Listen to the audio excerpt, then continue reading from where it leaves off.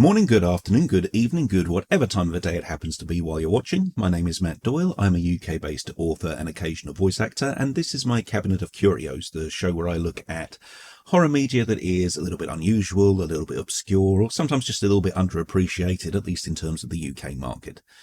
Today, we're going to be looking at a very specific movie. Over the last year, for myself personally, I had a couple of health problems, started going to the gym again, have been slowly turning into somewhat of a gym bunny to the point that, all being well, by the end of the year, I should be competing in my first strongman competition. So I decided it was time to do some gym horror. I could only find two gym-based horror movies. One was Death Spa, which I do want to see, but trying to find a physical copy of that in the UK is virtually impossible. So instead, what we're going to be going for is Killer Workout, or as it was known in Europe, Aerobicide. So this is a 1987 slasher written and directed by David A. Pryor. David was known in the 80s for making low-budget horror and action movies that often featured his brother Ted, who was a bodybuilder. That being the case, it's no real surprise to see Ted appear in this one too. David actually went on a hiatus from filmmaking in the early 2000s before a brief return with a run of horror movies, namely Lost War, Zombie Wars, and the Bigfoot movie Nightclaws. But sadly passed away in 2015. I believe the final movie he worked on actually came out then later on in 2023. As mentioned, Ted Pryor appears here as Chuck, who's a supporting character we're introduced to partway through the movie. He's primarily known for action movies and does get to show that off a little during the course of Killer Workout. The main star, though, is Marcia Carr, who had roles in multiple horror and exploitation movies throughout the 80s, ranging from the Linda Blair-led Chained Heat and Savage Streets to the Bruce Campbell classic Maniac Cop. She retired from acting in the 90s and since then has primarily worked in a couple of roles for non-profits and charities, which is obviously a very admirable thing. David James Campbell plays Lieutenant Morgan. He had roles in a couple of other movies by David Pryor too, both in the 80s and during his comeback years. He was not generally known as a horror actor, but clearly never really objected to the genre. In a fun little cameo from my standpoint, he appeared in one of my favourite TV shows from my youth. In fact, he appeared in an episode of Due South. The other main star is the character Jimmy, who's played by Fritz Matthews. Outside of Aerobicide, his entire career was spent making action movies with David Pryor between 1985 and 1989. He then disappeared from acting, I believe, until reprising his role as Lieutenant Thornton in Deadliest Prey, which was David A. Pryor's later sequel to his early movie Deadly Prey. So, right off the bat, I'll say this movie is a film that doesn't get enough love, in my opinion. There are a fair few that actually class it as one of the worst slashers of all time, but I think that possibly sells it a bit short.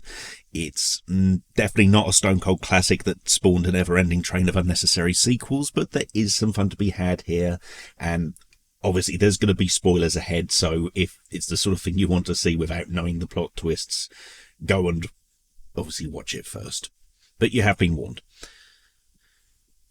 First of all, I want to start off by saying the soundtrack is a glorious slap of pure 80s camp. There is synth-pop, electric guitars, and cheesy lyrics galore. If you have love for that era of music, you'll find plenty to enjoy here, even if it lacks the whole song by a popular artist that people had perhaps become accustomed to in horror movies by this point. I personally thought the song used in the opening credits in particular managed to give an audio cue as to what to expect going forward. There's this sort of frenetic synth that sounds like it would fit in with any John Carpenter soundtrack from the era. And that leads into a very aerobics beat, and the lyrics then come in and go full on cheese. And it does set the tone very quickly, and it leads to an interesting little thing where I think the movie most likely accidentally almost made a point.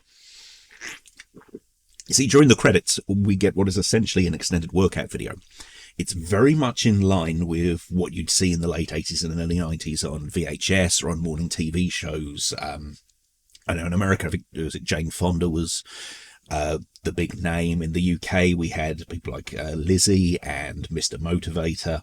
But the framing of it here is quite interesting because we get to see Jimmy for the first time and he's ogling the women working out, and you can see from his demeanour that they're setting the character up as a creep, and that's kind of added to by the reactions from Rhonda. And at the same time, Not only did we get the movie opening up with a young model giving a full uncensored shot of her breasts before getting burned in an inexplicably spontaneously combusting tanning bed, which actually is technically, I think, possible, even putting aside the electronic standpoint, because I did Google, do cats spontaneously combust once, and it turns out cats do spontaneously combust, as do sofas. So if sofas could spontaneously combust, I would imagine tanning beds can. But anyway, after the tanning bed incident, we come on to this workout video, which is basically several minutes of various shots designed purely to add to the sleaze. If there's an opportunity for cleavage or butt shots or gyrating to be shown, we do get it. Then once the killings start, we get some close-ups of the biceps of some of the guys working out, sort of pumping iron style, and discussing whether the killer should have slept with the victim first. If this were a modern release, I'd maybe think it was a bit of a heavy-handed approach to showing misogyny in action while also saying, but hey, you're enjoying what you're seeing, right? Kind of a show that something is bad and then make the audience question themselves sort of thing. That is absolutely not the case here. The scene is clearly just targeting a male audience and setting Jimmy up as a potential suspect for further down the line. But I do appreciate the way modern interpretations of things can alter the tone. Even acknowledging that it wasn't the intent, it is interesting to me to see how different things can look over time. I'll say as well that while Jimmy is clearly a dick, he's not the only one. In fact, I'd go as far as to say that almost everyone in the movie is a dick. Teresa van der Woud's character Jamie kind of escapes that, but every other prominent character is terrible in some way. Jimmy, as we say, is a creepy stalker. Chuck is lying from the get-go and even takes the time to watch Rhonda in her swimming pool at night without her knowing. Although under good pretenses, as I'm sure you can imagine, but still, what you're doing, mate? Not great. Rhonda herself is, spoiler and plot twist, a jealous ex-model with a desire to kill. But by far the biggest dick of them all is Lieutenant Morgan, who manages to increase his levels of arseholery as the movie goes along. He starts off fairly mundane when Jamie describes the first victim as being so pretty, and he just replies, not anymore. He then moves on to threatening the young mortuary staff during a stakeout by telling them over the radio, tell that college boy if he doesn't have that report in 30 minutes, I'm going to come over there and do an autopsy on his face. Then, when he reveals that Rhonda is the model from the start of the film, that he suspects that she might be the killer, he says, Rhonda Johnson, who used to be the perfectly beautiful Valerie Johnson until 70% of her body was burned in a tanning spa accident 5 years ago. Valerie Johnson, who was to become the modelling world's newest young star, but suddenly couldn't get a job starring in a freak show. I think it eats you up inside to look at those young, beautiful bodies, knowing that you have to spend a lifetime hiding yours, knowing that any man would get sick if he tried to make love to you. Rhonda was right to refer to him as a bastard. Now, in the 2016, the VHS Revival site described the movie as being akin to a pornographic Scooby-Doo adventure, and that really isn't too far off tonally. Bar a few breast shots, it is fairly softcore, but the sleaze is certainly there. The core plot, for what there is of it, really is a bumbling mystery story at times, though. Jimmy is set up as the red herring, even going as far as to state in a very on-the-nose kind of way, just relax, I'm not some crazy killer at one point. The detective is fairly useless until he finally figures out what's happening, and in between all that we get something that is unashamedly all over the place.